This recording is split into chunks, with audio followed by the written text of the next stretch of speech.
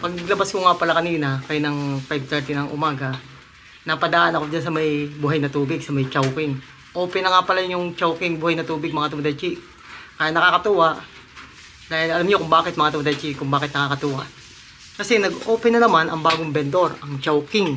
Chowking buhay na tubig. Ang ibig sabihin nito, meron na naman tayong bagong vendor na pupuntahan. Kaya additional vendor, additional extra income na naman mga Tomodachi.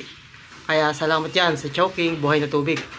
Bali, ngayon lamang ngayon yung opening nila mga Tomodachi. Kaya napadaan agad ako doon at napakain agad si Tomodachi.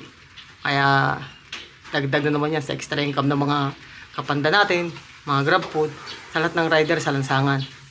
Kaya patuloy na dumadami ang mga vendor dito sa may buhay na tubig. Kaya nakakatuwa. Kaya pasalamat tayo sa Lord, si taas, na patuloy na nag-i-improve itong ating lugar, ang buhay na tubig.